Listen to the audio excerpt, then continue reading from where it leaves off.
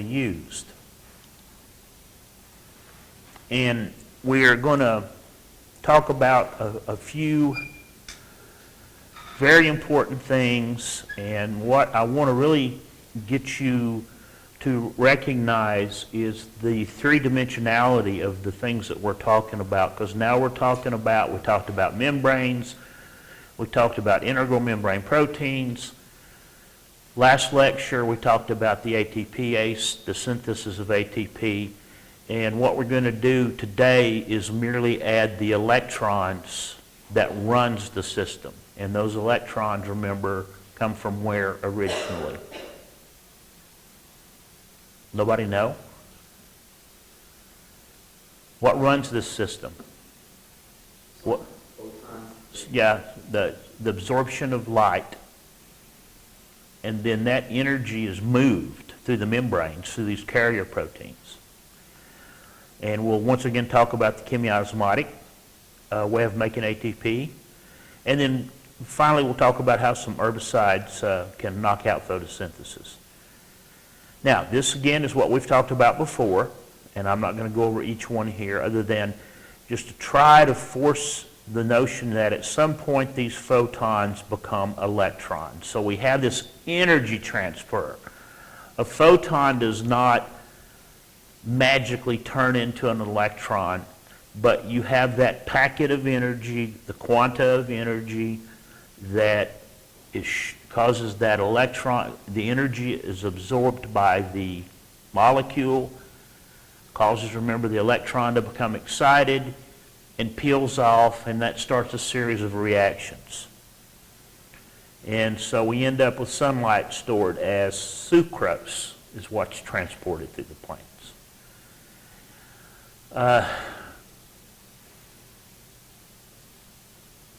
We have a lot of sunlight.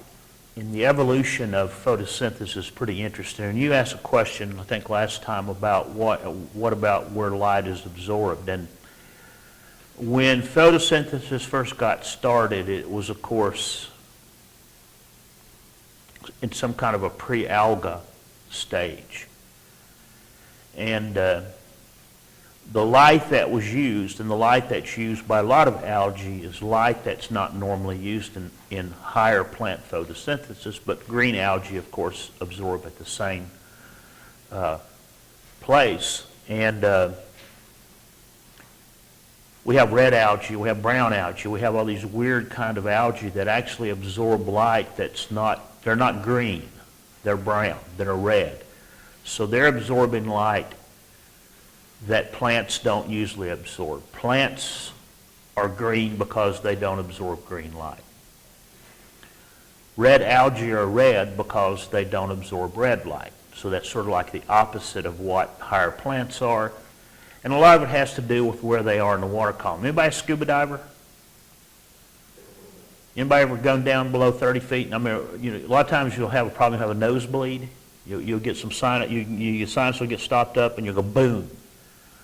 And all your sinuses, you're breathing compressed air, you start coming up, you start to get a little bit of a headache because your sinus is stopped up and it just blows your mask out, fills with mucus and blood. Well, if you're below 30 feet, the blood is green because the deeper you go, you have different wavelengths that can penetrate deeper. So it's like really sort of a really funny looking green color. And if you go even deeper, it's just sort of like a brown color. So there are algae that live in the different parts of the ocean that absorb wavelengths that can penetrate more down into the light. You guys all know about leaves, and what we have here are some pictures and then some diagrams of the different two kinds of leaves, because next thing we're going to be talking about is C3 and C4 photosynthesis. Here's a typical C3 leaf with these nice palisade mesophyll cells where a lot of light is absorbed.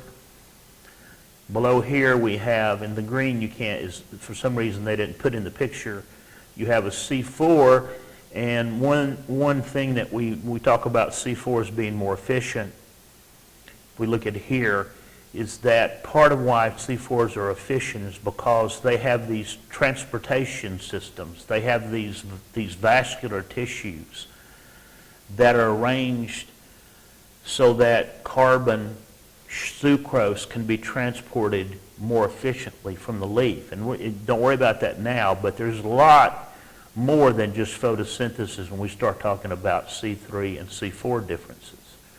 Now, light enters through the epidermis, and it just doesn't pass through.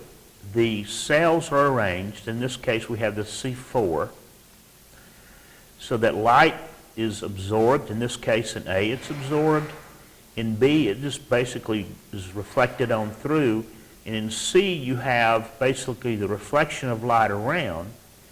And what this does is it sort of maximizes the absorption of light. So when the light, and you guys know about refraction, you know, that's the classic. When you look into water, light is actually bent. So when the light actually enters into aqueous phase here of the cells, it can be refracted, and this increases the absorption of light. Here's something you've seen since high school. This is the overall equation for the conversion of light energy into carbohydrate. C6H12O6 is glucose, and then plants have evolved not to transfer glucose around, but of course to transfer sucrose around. And so what you're seeing here is you're seeing the reduction here of CO2 to produce this. Okay? And we use a lot of water, and this water, as you're going to see, most of this water, some of this water, ends up as oxygen, which is sort of a byproduct of photosynthesis. Okay? So, in the light reactions, one of the products is NADPH, as you're going to see, and that NADPH, the H, the proton, is capable of the reduction reactions, and that's what reduces the CO2, and the ATP that's produced by the light reactions, the energy from the ATP is also required. So the two products that you're going to see from the light reactions is this NADPH and ATP. That's what the light reactions produce, period. NADPH and ATP. Then these drive the actual reduction of the CO2. So the reduction of the CO2 is the dark reactions, which we're going to talk about next. The reduction of what? The reduction of CO2, the entry of CO2 into photosynthesis is the start of the dark reactions, which we'll be talking about next time. Okay? So the light reactions, what's this bouncing back and forth? It produces NADPH and ATP, and you're going to see that today. And here, don't worry about the stoichiometry or anything. This is basically how much energy is going in to produce these NADPHs and the 3 ATPs. Now we're going to talk about the system, and I want to give you the components, and then we're going to look at them in the membrane. First, we have chlorophyll protein complexes. There are two major systems in photosynthesis, photosystem 1 and photosystem 2. Then between these two systems, there's a very complex series of proteins and protein aggregates called cytochrome complex. And what they are designed to do is to transfer electrons around. And in this bottom, this system raises low energy electrons to a higher energy state. So the electrons that are produced from the light energy end up reducing NADP to NADPH. And why is this not going on? Here's a cartoon of the overall system, and we'll go into more detail in a couple of minutes. We're not got the membranes in here. What we have are the three players in terms of turning light energy into chemical energy. And we have PS2, and the HV, of course, is energy, is light energy. And what happens is that when the quanta hits the molecule in the correct orientation, it causes it to lose an electron. Okay? Then that electron moves through here and moves into photosystem 1, where a second photosynthetic photobiology event occurs, where more light is converted into excitation energy, and then that electron actually ends up reducing the NADP to NADPH. Okay, let's go back and talk about this thing here, and let's talk about oxidation and reduction and why so much energy is needed. You got water, and if I put out a bucket of water here, it's going to stay water. It's not going to reduce or oxidize. It's not going to turn into OH and protons. It is really stable. It has a low oxy-redox potential. What in the world happened?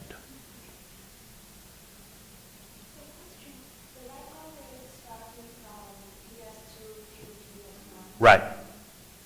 Well, okay, we will talk about it. There's not a starting point. Okay. We have to present them, but you've got light hitting here, you've got light hitting here at the same time, and something you're going to have on your take-home exam is about how this increases the efficiency. So we talk about it as a starting point, but it's not like it starts here and goes here. This is considered to be the first event, so why is this PS2 instead of PS1? Because photosystem 1 was the first one discovered. Yeah, it was the first one found. Photosystem 2 was the second one discovered. And photosystem 1 is the most primitive. It can actually work a bit without photosystem 2, and we'll talk about that today or Monday, okay? So, you've got PS2, which is a nice, happy, incredibly complex molecule. It's happy. It doesn't do anything. It is reduced, and it likes to be reduced. Water likes to be water.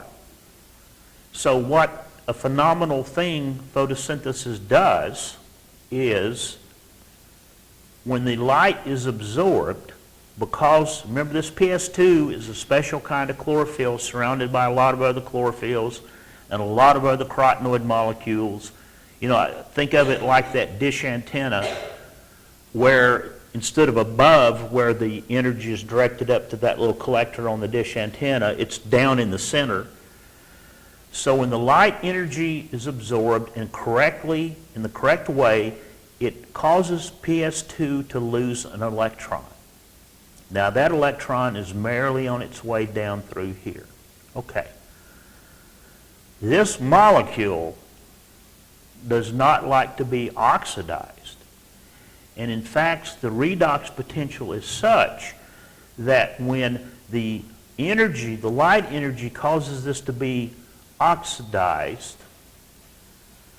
then it is much lower and it can actually then gain electrons by pulling electrons from water. Okay? So that's what the light reactions in PS2 do. The energy, the tremendous amount of energy that goes in here causes this molecule to lose an electron, and it does not like to be oxidized. And it is such a strong, it has such a strong redox potential that it can pull electrons from water. So if you pull electrons from water, you also then are splitting the molecule into protons, which are going to end up, these protons are going to end up over here, as you're going to see, because these protons are going to do this, and they're also going to drive ATP synthesis. And then we end up with a half an O2, or an O2 molecule. That's where oxygen comes from. The purpose of photosynthesis is not to produce oxygen. That's just a byproduct. So the system evolved so that this molecule, when it absorbs enough energy and is oxidized, can then actually oxidize water. Okay? Here's the cartoon of it, and here's another cartoon that shows the actual absorption of light by the antenna chlorophyll molecules to the reaction center, which is PS2 or PS1. So we have these very complex arrangement of these molecules. They're called antenna chlorophyll because they're absorbing the energy and moving it into this specialized molecule here, this special reaction center, where the actual oxidation and then reduction occurs.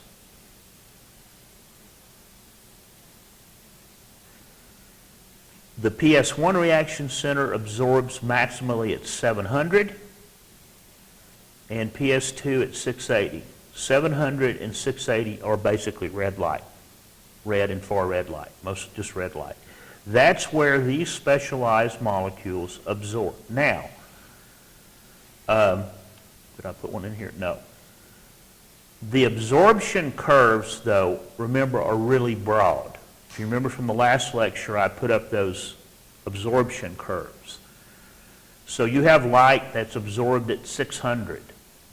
You have light that's absorbed above 700. But for these specialized molecules, we know that this is the actual maximum wavelength that they absorb light at. So that's why they're called P680 and P700.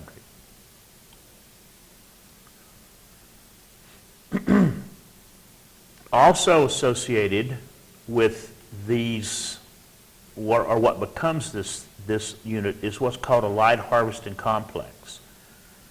And these are very intricate combinations of proteins and other molecules that we don't fully understand now that helps to maximize the absorption of light. And you can think of this whole thing basically as this combination of a lot of chlorophyll molecules, a lot of carotenoid molecules, arranged in a very specific three-dimensional shape that can absorb the light energy and channel it in to that specialized chlorophyll where the reaction actually takes place. With PS2, we have what is connected to it, loosely connected, the oxygen evolving complex. That's what supplies the electrons. Okay, the oxygen evolving complex is where water is oxidized. And then we also have a plastoquinone, which is another kind of a protein molecule that is able to be oxidized and reduced. And then the fourth thing we've already talked about is, of course, the ATP synthase. Don't worry about the CF coupling factors, but we talked about the ATP synthase. And something that is very important is that all of these components are arranged so that movement, what does vectorial mean? What's a vector? So all these things are complexes are arranged in the molecule to channel the movement of electrons from one direction in a vector in one direction. Okay? And here's a cartoon of what we know about how these things look. And actually it's much more complex than this, of course. So we have the stroma side of the membrane. We have the lumen side. Remember what the lumen is? What's the lumen? Anybody remember what the lumen is? You'll have the you'll have chloroplast and mitochondria again on this third exam. What's the lumen? Anybody remember? The lumen is the inside of the grana. What's the stroma? The stroma is the soup inside the chloroplast. So what we're looking at here is a top of a grana the pancake stack, and then down here would be the bottom side of of that single pancake stack, and inside is the lumen. We have a membrane. Remember last time we discussed the fact that membranes are not that permeable to protons. So if we go over what is happening, we have light that strikes here, the P680, the light harvesting complex, and causes it to be oxidized. And what we have here, following through here, is an electron. And as we have this electron moving here, okay, we have some protons that are coming in. But we have this huge series of oxidation and reduction reactions that are occurring and channeling electrons through the membrane to the cytochrome complex, which is located here. Now, when this thing is oxidized, when the electrons enter this chain, this then oxidizes water. So now we have oxygen, and look, we've got these 4 protons here that are produced. And they're produced inside the membrane, in the lumen. And then these things are arranged so that during transport, 2 more protons are produced, and I'm sure it's going to turn out that that's probably going to be a different number when we finally figure it out. But in general, we have 4, don't worry about the numbers, but we have protons produced here, we have protons produced here. Then what's really interesting with this plasticine molecule is when it is reduced, when it picks up the electrons, it literally moves. So it's sort of like a peripheral protein that literally moves, and the electrons then are channeled into P700, okay? Now what's happening over in P700 is light is also striking at the same time, and it's causing this to be oxidized. So if you think about it, you have this losing electrons, and the electrons are flowing through here. And then you have this losing electrons, so the electrons that are flowing through here end up moving through here. And these electrons then end up reducing the NADP, and reduction, remember oil rig, oxidation is loss, reduction is gain. And the electrons end up producing NADPH. Okay? So we have these electrons that we started over here with from the energy, from the light energy causes electrons to be lost, and they end up with NADPH. What else happens? Well, remember the last time we talked about the ATPase. So now by the movement of the protons into the lumen side, we now have an electrochemical gradient, and the electrons move through the ATPase and spin it around, and part of that then is used to make ATP. So remember from that last cartoon, the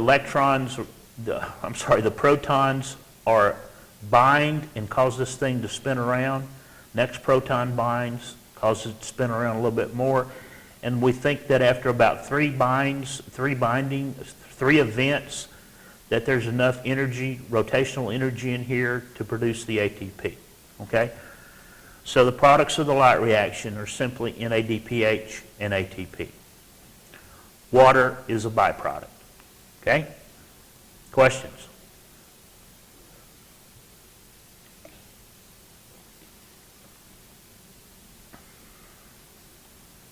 Now let's look at it from a redox potential. And so if we look at this,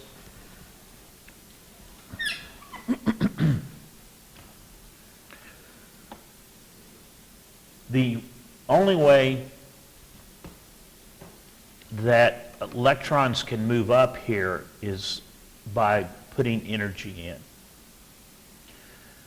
So the lower on the scale here, the harder it is for that compound, that molecule, to lose electrons. So we have this now on a scale of redox potential. We have P680 and we have P680 excited. Okay? This is the same molecule. The only difference here is that light at 680 nanometers has hit here and caused P680 to be oxidized. And when that happens, then P680 becomes reduced again by pulling electrons away from water.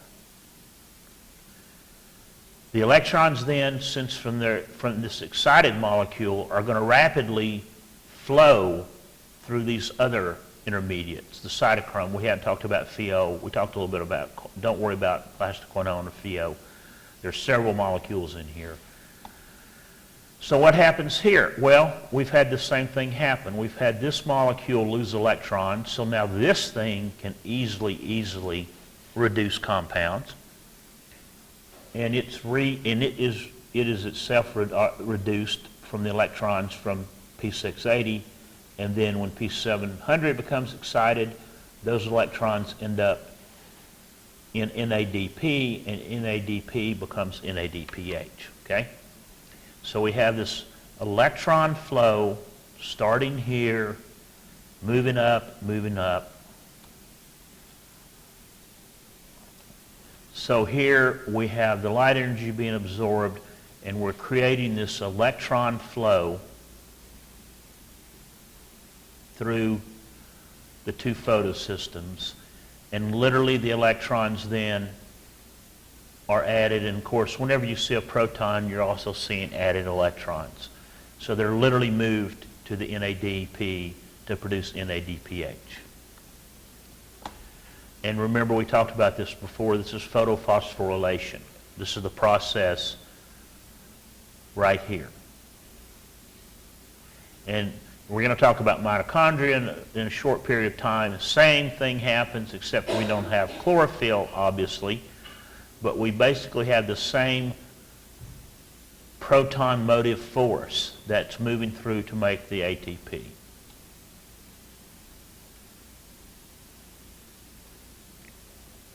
If we look at this a little closer,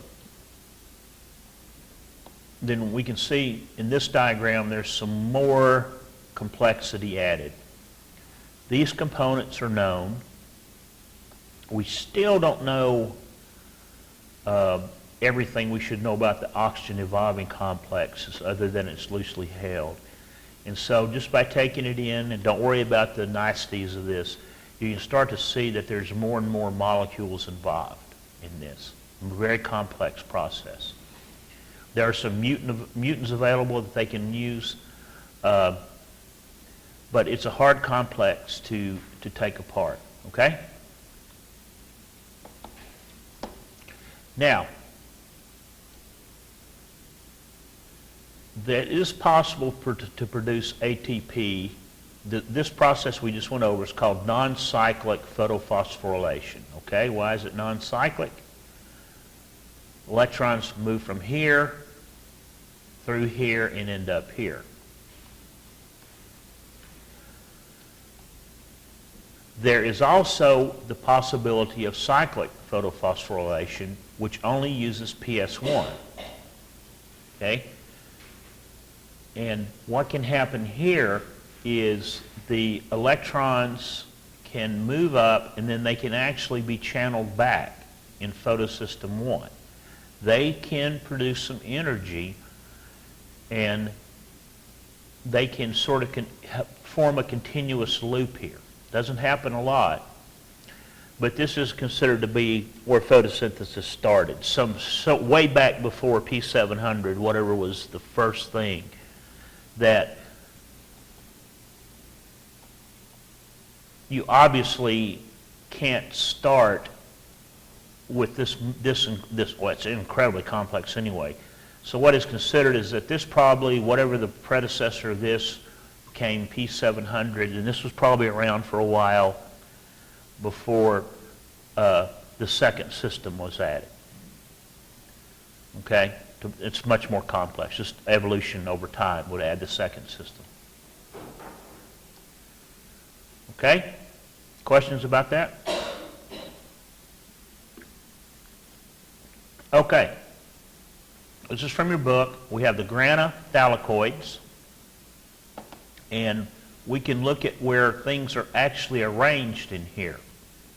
So here we have the ATPases, we have PS1 and PS2 and the cytochromes. So I've told you that it's actually the chlorophyll that is actually the only green part of the plant. So it's not like the leaf is green. It's not that the chloroplast is green. It's that a small part of or these spots on the grana are green. And there's also this hierarchy of where these things are located, okay? They have to be located in this vectoral spatial location so that the electrons can flow from one system to another. So it's probably even more complex than this, but what you see here is a single grana, and then inside of here is the lumen. So the ATP is produced out here from the protons that are inside the lumen, okay? So the pH of the lumen is going to be lower than the pH of the stroma. Questions? Okay, let's kill some plants. We'll go back to this diagram. We can do a lot of things, and we try to do a lot of things here. Let's say, what if I punch a hole in this membrane? What's going to happen? If I make this membrane really leaky, what's going to happen? What's going to happen to the protons? If I make this membrane leaky, the protons are just going to flow back through this membrane. They can go through the membrane. No ATP is made. You got a dead plant. Or maybe if I can intercept electrons, then you've got a dead plant. So if I can interfere with electron flow, then I'm going to have a plant that does not end up producing as much NADPH and ATP as it needs. Also, this plant is still absorbing the quanta of light, and what happens to that energy? The electrons are not channeled into the final products. So we have a lot of energetic electrons running around. We have free radicals, and what can happen if you have a lot of sun is then we can rip these membranes apart. And that's what some herbicides do, and they work very quickly. The two that we're talking about right here are ones that actually can block electron flow. And here's some of the structures, and including the one down here. Anybody ever use paraquat? You know, I used it in Florida in the summer, and I could spray it in the morning and it'd come back late in the evening, and the leaves were already yellowish brown. Because what you're doing is you're stopping electron flow, which stops photosynthesis, but now you have a tremendous amount of free radicals formed because those electrons are not ending up where they should be, and the plant basically kills itself. You know, it sunburns itself to death. And so there's still a lot of work done. Paraquat, you know, that was a big problem with paraquat before any of you guys were born. We had a program with Mexico to spray all their marijuana with paraquat. The problem was they would still harvest the marijuana and sell it. So that's what smoking paraquat's probably not very good for you. It doesn't interfere with electron flow in mitochondria, but it still has some problems with it. So they had to stop doing that. Now, just to end up again, if you squint your eyes and look at a mitochondria and a chloroplast, then obviously they're the same. And that's where they probably at some point the mitochondria and the chloroplast started to separate. They probably at one time, remember, Mitochondria has what kind of DNA? Anybody remember? And chloroplast? Circular bacterial DNA. So some point way before here, they were probably a bacteria that became an endosymbiont. And again, what's amazing is both of these very, very totally different organelles make ATP in exactly the same way. Electrons are used to reduce ATP. When we talk about metabolism, those electrons come from sucrose or glucose. In photosynthesis, we make glucose. In metabolism, we break glucose down. Questions?